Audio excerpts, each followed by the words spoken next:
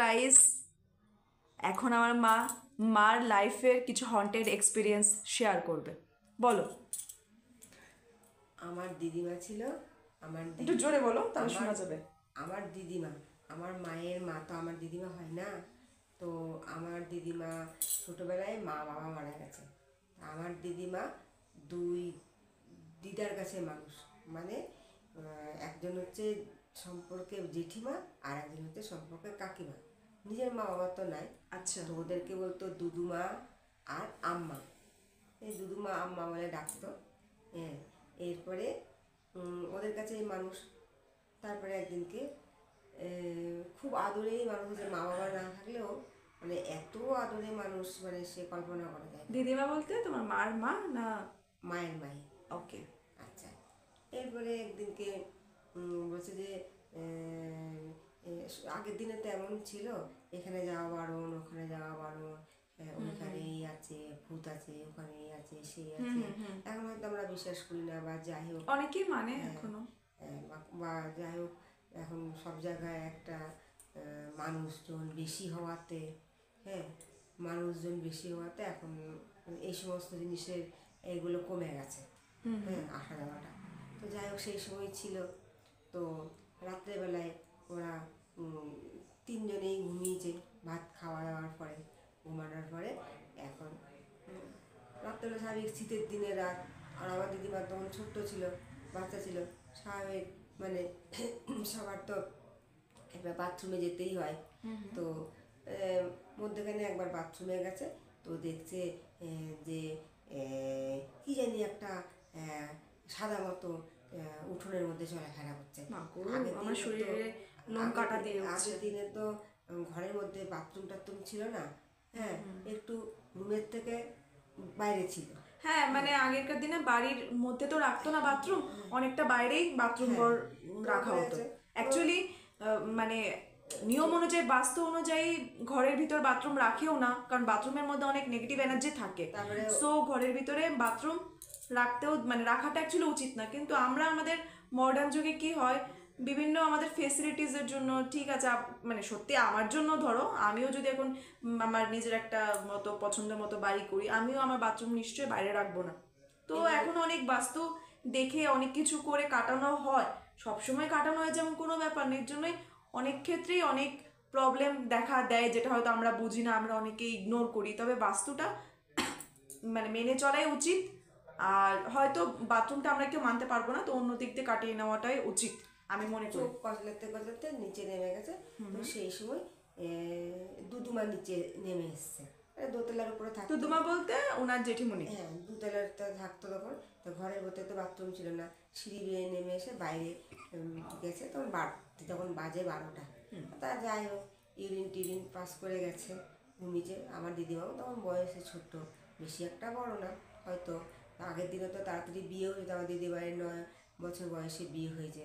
তখন হয়তো বয়স হবে 8-7 বছর, এরকমই, 7-7.5 এরকম বয়স। তো যাই হোক, আবার ঘুমিয়ে গেছে। হ্যাঁ, আর আগের দিনে তো একটু তাড়াতাড়ি সন্ধ্যা রাতে শুয়েও ঘুমিয়ে যেত সবাই।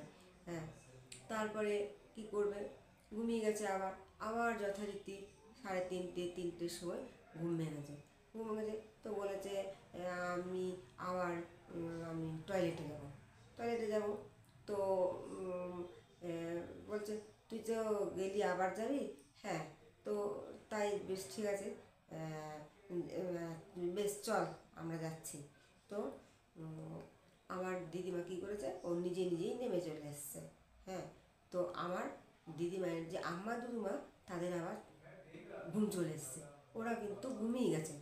আর আমার দিদিমা ভেবেছে যে আমার দিদিমার এতই মানে ইউরিনালের বেগ পেয়েছে, ইউরিনের, হ্যাঁ, যে ও আর তৎসয় নেই। ও তাড়াতাড়ি করে আমার দুবার অপেক্ষা না করে নিচে নেমে এসে দরজা খুলে নিচে করে দেবে। কিন্তু তার আগের দিন সন্ধ্যাবেলা, হ্যাঁ, ওরা বিশাল বড় মানে গাছ একটা, ওদের নিজেদের গাছ ছিল, সেই গাছটা একটা মাঠের ধারে ছিল। তো ওই গাছের কাঠ কেটে ঘরের কিছু ফার্নিচার বানানোর জন্য কাঠটা কেটে আনা হয়েছিল। হ্যাঁ, সেই কাঠ কেটে উঠোনের মধ্যে এক সাইডে এই গাছে। আচ্ছা, মাঝখানে আমি একটু ইন্টারাক্ট করি। আমি তো একটু হলো মানে তুমি এটা বলছো না, পেরিয়ে গেছো, এর জন্য আমি বলছি। অ্যাকচুয়ালি ওনাদের ঘরটা কীরকম ছিল, আগেরকার দিনে যেরকম চতুর্দিকে ঘর, এরকম চতুর্দিকে ঘর, মাঝখানে উঠোনটা ছিল। ওনাদের বিল্ডিংটা চতুর্দিকেই ছিল, 4 সাইডেই বিল্ডিং ছিল, কিন্তু মাঝখানে উঠোন ছিল, মাঝখানটা খোলা ছিল। তো গলি ঘেরা মাঝখানেই, type-এর। হ্যাঁ, মাঝখানে এনেছিল এই যে গাছ কেটেছে কাঠের জন্য, ফার্নিচার বানাবে, তো এটা ঘরের মাঝখানেই রাখা হয়েছে, মানে উঠোনে রাখা হয়েছে, কিন্তু তার চতুর্দিকে ঘর বলতে গেলে এটা ঘরের ভিতরে রাখা মানে হয়েছে। উঠোনে দাঁড়ালে আকাশে হ্যাঁ, চাঁদ দেখা যায়। হ্যাঁ, হ্যাঁ, ওই রকম টাইপের ঘর আগেরকার দিনে ছিল, বিশেষ করে জমিদার ফ্যামিলিদের ঘর বা এমনিও ঘর, মানুষের ঘর, এরকম এরকম টাইপেরই ছিল। তারপরে বলো এরপর। তারপরে কাঠ কেটে গাছ কেটে নিয়েছিল, গাছের ওই যে কি বলে ওগুলোকে, লগ, এগুলো কেটে নিয়ে আসছিল। তা আমার দিদিমা, মানে দিদিমা যাই বলুক না কেন, যাই হোক, তো টয়লেটে গিয়ে পেঁচে টেচে করে ফিরে আসবে। ফিরে আসার পরে দেখতে যে সিঁড়ির মধ্যে এই আম্মা বসে আছে। হ্যাঁ, তো আমার দিদি বলছে, আম্মা তুমি কখন এসছো? আমি বলছে, আমি তো আম্মাটা না, কিন্তু কথা বলছে না। কিন্তু আমার দিদিমা তো জানে যে আমি তো দুদুমাকে ডেকে এসেছি, তা আমি যেহেতু টয়লেটে এসেছি, ওরা হয়তো এসে বসে আছে শীতে। তখনও একটু অন্ধকার অন্ধকার ভাব, আধো আধো, এখনও কিছু দেখা যায় না পরিষ্কার করে, অন্ধকারই, যদিও ভোর হয়ে এসছে কিন্তু কিছু দেখা যায় না। হ্যাঁ, অন্ধকার একটা অন্ধকারাচ্ছন্ন, সন্ধ্যা লাগলে যেমন হয় এরকম ভাব। তার চোখ কলতাতে পারতে আছে গেছে। তাহলে তুমি টাইমটা ভুল বলেছো, অ্যাকচুয়ালি 12টার সময় নয়, আরো না, পরে। একবার 12টার সময় গেছে। আচ্ছা, 12টার সময় একবার গেছে। ও উঠোনের আচ্ছা, মধ্যে আচ্ছা, সাদা মতো কি জানি দেখেছে, আচ্ছা, কিন্তু এটা বুঝতে বুঝতে পারেনি। পারেনি। হয়তো ভাবছে কি জানি করেছে, দেখলাম, ভূত হ্যাঁ, দেখলাম, যাই হোক। তা আবার ছোট বাচ্চা তো, তা আবার অত বড় রাত, সন্ধ্যা 3:30 4টার সময় হয়তো 7টা আবার 7:30টার পেয়েছে। সময়, 7টা 7:30টার সময়, তো আগের দিনে তো 7টা 7:30টার সময় ঘুমিয়ে গেছে। তো অটোমেটিক তো স্বাভাবিক এটা লাগবেই বেশি বড় রাতে। তারপরে এসছে সিঁড়ি, ওই বাথরুম পেরিয়ে, বারান্দা পেরিয়ে হ্যাঁ, সেটা সিঁড়ির মধ্যে বলেছো, হ্যাঁ। ঢুকেছে। তাই যে, দুদুমা তুমি বসে আছো?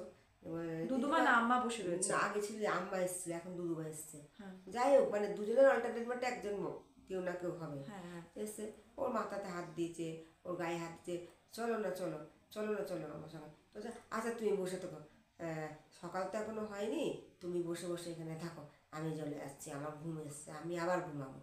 তো আমার দিদিমা যথারীতি আবার সিঁড়ি বেয়ে উঠে গিয়ে উপরে শুতে গেছে। তখন দেখছে আমার দিদিমা আম্মা আর দুদুমার মিডিলে শুতো, মিডিলে ঘুমাতো। আম্মা কে গায়ে হাতটা দিয়েছে, মাথায় হাত বুলিয়েছে, সমস্ত শরীরে হাত বুলিয়েছে। তো আম্মা চলো না চলো না চলো না বলেছে। আম্মা বলেছে, আম্মা তো সারা সদায় না, কারণ এর তো আম্মা নয়, হ্যাঁ, এ তো আরেকটা অন্য কিছু। তখন বলতে, আচ্ছা তুমি থাকো বসে, আমি যাচ্ছি, আমি বাচ্চা হলে যেরকম হয়, হ্যাঁ, এতকে তখন ও আবার ছোট তো, ঘুমের চোখ, ও হ্যাঁ। আবার সে সিঁড়ি বেয়ে উঠে এসে নিজের জায়গায় শুতে গেছে। তখন দেখছে একদিকে দুর্মা আর একদিকে আম্মা। হ্যাঁ, তখন বলে, ওমা আম্মা, তুমি যে সিঁড়ির মধ্যে বসে আছো, তুমি এখানে কি করে এলে আমার আগে আগে? আমি তো দেখে এলাম তুমি আছো, তুমি তো আমার আগে উঠে আসোনি। আবার আম্মাকে ডাকছে, আম্মা তো ঘুমিয়েই আছে। এবার খুব জোরে জোরে আছে, আম্মা, ও আম্মা, আম্মা, ওঠো না ওঠো না, তুমি কি গো, তুমি এসেছো আমার সাথে বুঝি মজা করছো? তুমি এক্ষুনি সিঁড়িতে বসেছিলে, এক্ষুনি আবার তুমি দেখছি এখানে এসে ঘুমিয়ে গেছো না? তোমার এত মজা করছো আমার সঙ্গে, তুমি আমাকে এত কষ্ট দিচ্ছ। আচ্ছা আচ্ছা, বেশ ঠিক। তখন আম্মাকে বারবার ঠেলতে ঠেলতে আমার সত্যি সত্যিই ঘুম ভেঙে যায়। আমার বলছে, কী হয়েছে? স্যার, আমার তুমি না সিঁড়িতে বসেছিলে, সিঁড়ির দরজা তো খোলা আছে, আমি তো দরজা লাগিয়ে বসে নেই, তুমি তো সিঁড়ির চৌকাটে বসেছিলে। হ্যাঁ, তা তুমি এখন কী করে আমার আগে এসে শুয়ে পড়েছো, আবার ঘুমিয়েও গেছো? না তো, আমি তো যাইনি, তুই কখন গেছিলিস, কখন উঠেছিলিস? তা আমি তো এক্ষুনি গেলাম, তোমাকে ডেকে গেলাম, দুদুমাকেও ডাকলাম, তোমাকেও ডাকলাম, আমাকে তুমি বলে হ্যাঁ আমি যাচ্ছি চল। হ্যাঁ, এবার তো আমি তো দেখলাম সিঁড়িতে তুমি বসে আছো, আমি তোমার মাথাতে হাত বললাম, পিঠে হাত বললাম, তোমাকে পিঠে জড়িয়ে ধরলাম। হ্যাঁ, তুমি কোনো উত্তরই দিলে না আমাকে। না তো আমি দেখিনি তো, না তো আমি যাইনি তো। তখন আমার বলছে, চল তো দেখি কে। হ্যাঁ, তখন সত্যি সত্যি এসে দেখছে কেউ নাই, কিন্তু দরজাটা খোলা, দরজাটা খোলা। এবারে তো ওদের সবার ভয়। হ্যাঁ, আমার তো বললে পরে একদম গা কাটা দিয়ে ওঠে, শিউরে ওঠে একদম এই ঘটনা শুনলে পরে। তারপরে সবার ভীষণ ভয় লেগে গেছে। তখন যে কিরে কী হলো, আর কেউ, ও তো বাচ্চা, ওর কথা কেউ বিশ্বাসও করছে না, কিচ্ছু করছে না। তখন বলছে যে তোমরা আমার কথা বিশ্বাস করছো না তো ঠিক আছে, হ্যাঁ তোমরা দেবে। তারপরের দিন একদিন দেখছি যে সত্যি সত্যি বিশ্বাস করলো না কেউ, ওর মধ্যে বাচ্চা মানুষ। এবারে তারপরের দিন দেখছে কি সারা ঘরের মধ্যে পায়ের নুপুরের শব্দ, জন জন জন জন জন জন। তখন কিন্তু আমার তোমার দুজনেই শুনেছে যে কী রে পায়ের নুপুরের শব্দ কিসের জন্য, কী হয়েছে, কী ব্যাপার। ওদের তখন তো মানে আর কী করবে, নিজের একদম নিজের কাছে স্পষ্ট শুনেছে, বাচ্চা মানুষের কথা বিশ্বাস করে কোনো রকমের রাতটা পার হয়ে যায়। কারণ আমার দুধুমার দুজনেরই হাজব্যান্ড কিন্তু মারা গেছে। ওই দুই বুড়িই ছিল, আমার দিদি আমাকে নিয়ে থাকতো। আর দিদিমার নিজের দিদিমার মা মা বাবাও বাবাও মারা কেউ গেছে, নেই। না কেউ নেই। ঠিক আছে, তারপরে সকাল হয়েছে, সকাল হওয়ার পরে ওদের তারা আত্মীয় স্বজন আছে, তাদেরকে বলে হ্যাঁ আসে না ওই ওঝা টোঝা আছে, হ্যাঁ আগের দিনে তো এসব বিশ্বাস করতো, আর যদিও এখনও সেগুলো বিশ্বাস করে। তো ওখানে গেছে, ওঝার কাছে গেছে, ওঝার কাছে গিয়ে ওসব দেখেছে টেখেছে, বাড়িতে নিয়ে এসছে। তখন বলেছে ওই যে লকটা কেটে নিয়ে এসছে, ওই লগের মধ্যে একটা প্রেতাত্মা আছে। হ্যাঁ, এরপরে মন্ত্র টন্ত্র পড়ে সেই প্রেতাত্মাকে ডেকেছে, ডাকার পরে তুমি কি চাও, হ্যাঁ তখন বলেছ, তখন প্রেতাত্মা বলেছে আমি অমুক জায়গায় মানে যেখানে ওর ঠিকানা, এখানে বলেছে আমার আত্মা শান্তি পাচ্ছে না, তোমরা আমাকে আমার আত্মার শান্তির জন্য আমাকে এই গয়া দেওয়ার ব্যবস্থা করো। হ্যাঁ আমি আমার আত্মা চতুর্দিকে ঘুরে বেড়াচ্ছে এই সে। আর ওর ঘরটাও ওরা ভেঙে দিয়েছিল না। তারপরে আত্মা শান্তির জন্য আমাকে এগুলো, তারপরে সেই ওঝা সব কিছু যাই হোক যে মন্ত্রতন্ত্র করে এই সমস্ত কাণ্ড, যে সমস্ত ঘটনাগুলো করে, আমি এগুলো বিশেষ কিছু আমার অভিজ্ঞতা নাই, হ্যাঁ আমার দিদিমার কাছে না আমার গল্প শোনা।